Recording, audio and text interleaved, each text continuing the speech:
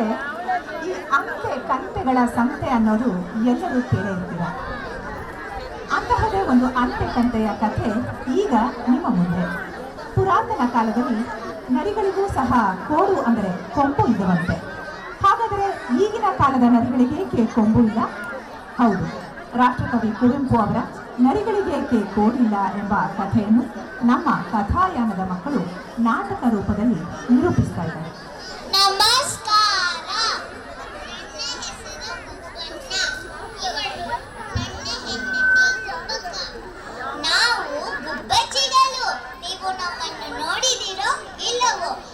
ಜಾತಿಯ ಪಕ್ಷಿಗಳು 20 ವರ್ಷದ ಹಿಂದೆ ಆನಂದವಾಗಿ ವಾಸಿಸುತ್ತಿದ್ದೆವು.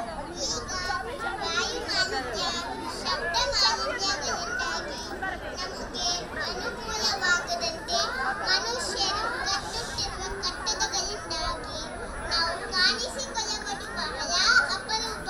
ನಮಗೆ ಪ್ರಕೃತಿಯ ಮಡಿಲಲ್ಲಿ ಇರೋದಕ್ಕೆ ಬಹಳ ಆಸೆ. ತೀರ್ಥಹಳ್ಳಿ ಅಂತ ಒಂದು ಊರಿದೆ, ನಿಮಗೆ ಗೊತ್ತಾ? ತೀರ್ಥಹಳ್ಳಿಯಿಂದ ಸ್ವಲ್ಪ ದೂರದಲ್ಲಿ ಒಂದು ಬೆಟ್ಟವಿದೆ. ಆ ಬೆಟ್ಟದ ಹೆಸರು ನವಿಲುಕಲ್ಲು. ಬೆಟ್ಟಕ್ಕೆ ಹಸುರಂಗಿ ತೊಡಿಸಿದಂತೆ ಕಾಡು ದಟ್ಟವಾಗಿ ಬೆಳೆದುಕೊಂಡಿದೆ. ಅದರ ನೆತ್ತಿಯಲ್ಲಿ ನಿಂತು ನೋಡಿದರೆ ಸುತ್ತಲೂ ಚೆಲುವಾದ ಮಲೆನಾಡಿನ ಕಾಡುಗಳು ನೋಟವು ಕಂಗೊಳಿಸುತ್ತವೆ. ನಡುವೆ ಕಣಿವೆಗಳು, ಗಡ್ಡೆಗಳು, ಅಡಿಕೆ ತೋಟಗಳು ಕಣ್ಣಿಗೆ ಮುಟ್ಟು ಕೊಡುವಂತೆ ಹಬ್ಬಿವೆ. ಇಂಥ ಸುಂದರವಾಗಿರುವ ಕಾಡಿನಲ್ಲಿ ಒಂದು ಮರವಿದೆ. ಆ ಮರದ ಕೊಂಬಿನ ತುದಿಲಲ್ಲಿ ಒಂದು ನಮ್ಮ ಮನೆ ಇದೆ. ಗಾಳಿ ಬೀಸುವಾಗ ನಮ್ಮ ಮನೆ ತೊಟ್ಟಲು ತರ ತೂಗುತ್ತದೆ. ಅದರಲ್ಲಿ ನಾವು ಹಾಡಿಕೊಂಡು ನೆಲೆಯುತ್ತೇವೆ.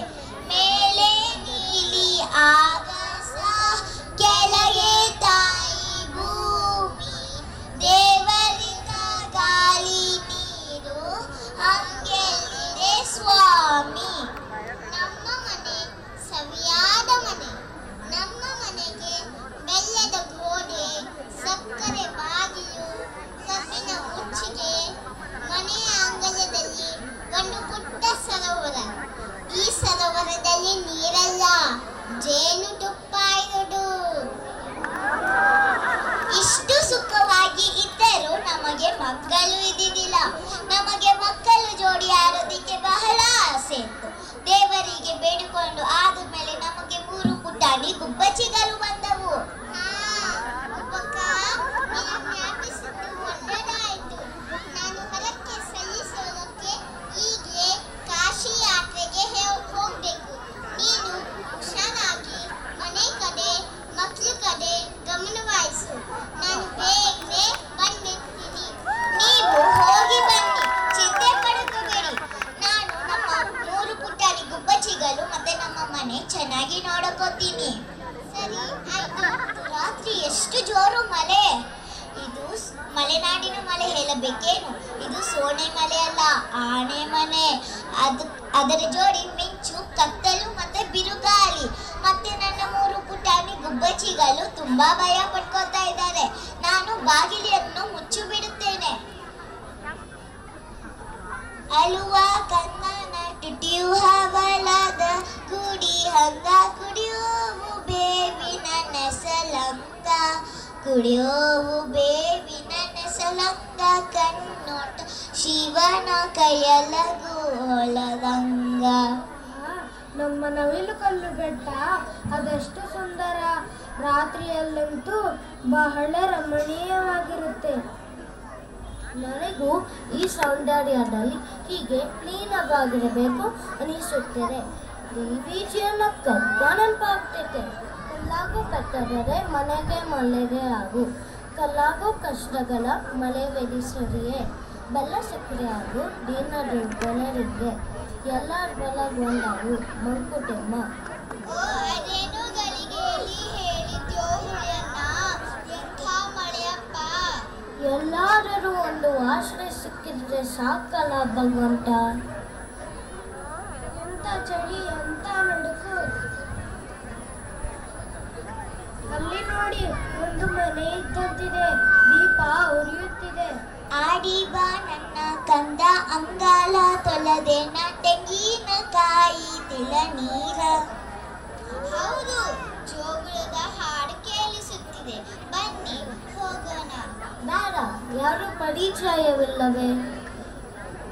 ಹುಲಿಯಣ್ಣ, ಮಳೆ ಹೋ ಅಂತ ಬರ್ತಾ ಇದೆ, ಮಿಂಚು ಮಿಂಚ್ತಾ ಇದೆ, ನಮಗೆ ಕಷ್ಟ ಆಗ್ತಾ ಇದೆ. ಕಷ್ಟ ನಿಗ್ಸಕ್ಕಷ್ಟೇ ತಾನೇ ಹೋಗೋಣ ಅಂತಿರೋದು.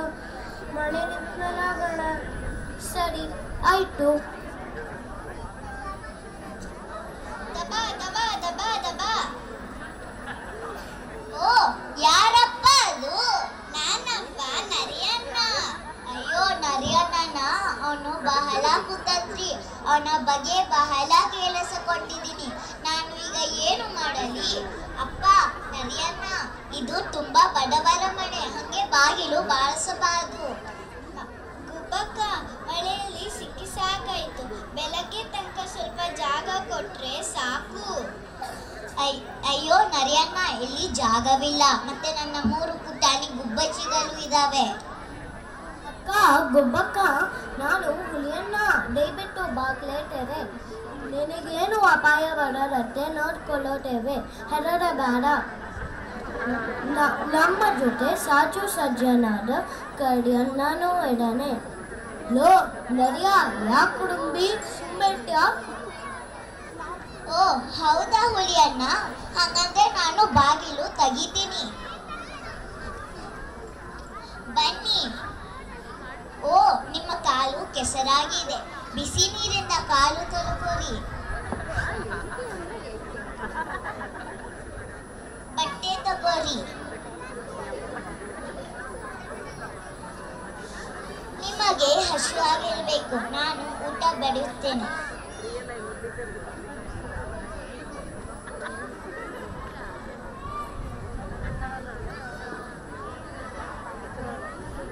ಊಟವನ್ನು ತಿನ್ನಿ.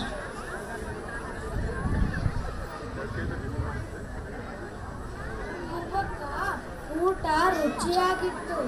ಹೌದು ಗುಬ್ಬಕ್ಕ, ಮಹಾತ್ಮ ಗಾಂಧಿಯರ ಪಟ, ಶ್ರೀರಾಮಕೃಷ್ಣರ, ವಿವೇಕಾನಂದರ ಇವು ಏಕೆ ಪಟಗಳು?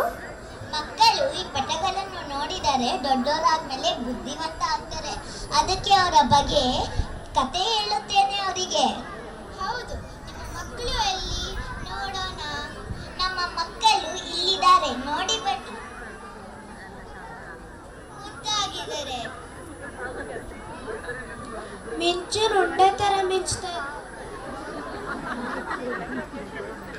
ಸಂತೋಷ. ಬನ್ನಿ ಮಲ್ಕೊಳ್ಳೋಣ.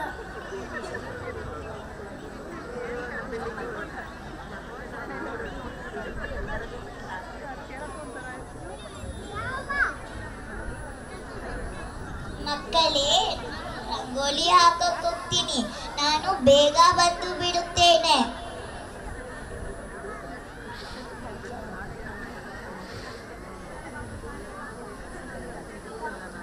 ಪಾಪ ನರಿಯಣ್ಣ ಬಹಳ ನಿದ್ದೆಯಲ್ಲಾಗಿದ್ದಾನೆ. ಗುಬ್ಬಕ್ಕ ಕಾಣಿಸ್ತಾ ಇಲ್ಲಲ್ಲ, ಎಲ್ಲೋ ಹೊರಗೆ ಹೋಗಿರಬೇಕು. ಬಾ ಕಡಿಯಣ್ಣ, ಹೋಗೋಣ.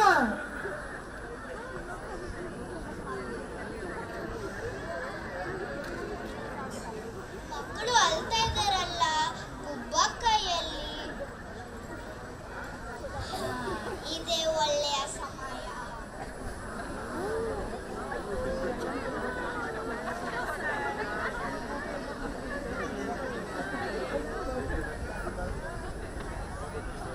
ಮಕ್ಕಳೇ, ಅಯ್ಯೋ ನನ್ನ ಮಕ್ಕಳು ಎಲ್ಲಿ?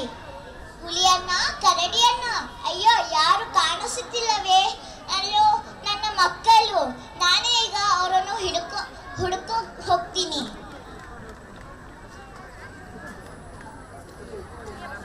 ಆಕಾಶದ ಹನಿಯ ಮೇಲೆ ಸಿಂಧೂರದ ಬೊಟ್ಟೆಟ್ಟಂಗೆ ಬಂಗಾರದ ಸೂರ್ಯ ಬಂದ. ಹೂಮಗ್ಗು ಅರಳಿದಂಗೆ ಮುಂಜಾನೆ ಬಂದು ಬಿಡ್ತು. ಭೂದೇವಿಯ ಸ್ನಾನ ಆಯಿತು. ಅಣ್ಣ, ಕರಡಿಯಣ್ಣ, ನಿಲ್ಲಿ. ಕಲ್ತಾ ಇರಿ ಗುಬ್ಬಕ್ಕ. ನೀವು ಕಳ್ಳರು, ನನ್ನ ಮಕ್ಕಳು ಮಾಡಿದ ಉಪಕಾರಕ್ಕೆ ಇದೇನ ಪ್ರತಿ ಉಪಕಾರ? ಅಯ್ಯೋ ಅಲ್ಬಾರ ತಾಯಿ, ನಾವು ಬರುವಾಗ ನರಿಯನ್ನ ಅಲ್ಲೇ ಇದ್ದ. ಹೌದು, ಮಕ್ಕಳು ಮಲ್ಕೊಂಡಿದ್ದವು. ಅವನೇ ಈ ಗಾಡ್ ಕೆಲಸ ಮಾಡಿರಬೇಕು. ಬಾ ಗುಬ್ಬಕ್ಕ, ಅವನನ್ನು ಪತ್ತೆ ಹಚ್ಚೋಣ. ಗುಬ್ಬಿ ಗುಬ್ಬಿ ಗುಬ್ಬಚ್ಚಿ ಚೀವು ಚೀವಂತ ಉದುರುತ್ತಿ, ಪುಟ್ಟ ಗೂಡು ಕಟ್ಟಿಕೊಂಡು ನನ್ನ ಹೊಟ್ಟೆ ಒಳಗೆ ಇರುತ್ತಿ. ಅಲ್ಲಿ ನೋಡಿ ನರಿಯ, ಲೋ ನರಿಯ.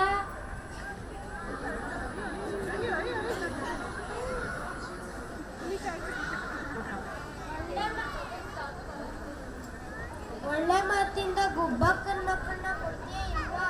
ಗುಬ್ಬಕ್ಕನ ಮಕ್ಕಳ ನನಗೆ ಗೊತ್ತಿಲ್ಲ ಅಪ್ಪ. ಅಯ್ಯೋ ಅಲ್ಬಾರ ಗುಬ್ಬಕ್ಕ, ಜೀವನ ಸಂದ ಕೇಳಿಸ್ತಾ ಇದೆ, ಸುಳ್ಳು ಹೇಳ್ತೀಯಾ? ಹುಲಿಯಣ್ಣ, ಇವ್ರ ಹೊಟ್ಟೆ ಸೀಳಿ ಮಕ್ಕಳನ್ನ ಹೊರಗೆ ತೆಗಿ.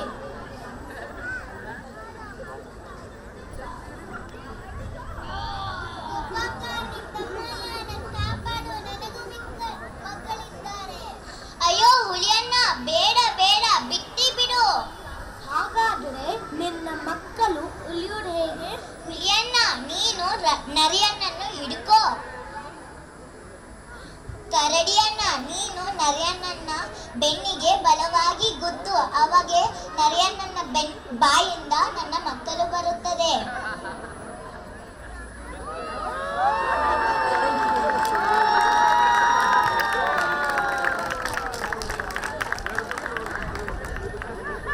ನರಿಯಣ್ಣ, ನೀ ಪಾಪದ ನನ್ನ ಮಕ್ಕಳು.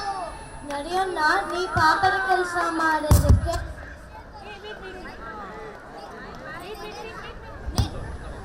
ನಿನಗೆ ಶಿಕ್ಷೆ ಕೊಡಬೇಕು.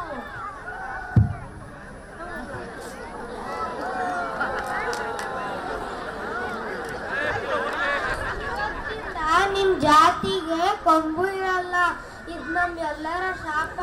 ಬಾ ಹುಲಿಯಣ್ಣ,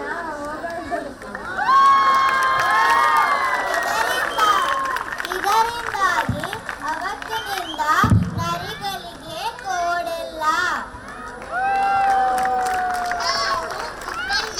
ನನ್ನ ಹೆಸರು ಶನಯ. ನಾನು ಗುಬ್ಬಕ್ಕ. ನನ್ನ ಹೆಸರು ಸೃಷ್ಟಿ. ನಾನು ನರಿಯಣ್ಣ. ನನ್ನ ಹೆಸರು ಆದ್ಯ. ನಾನು ಕರಡಿಯಣ್ಣ. ನನ್ನ ಹೆಸರು ಆರುಷ್.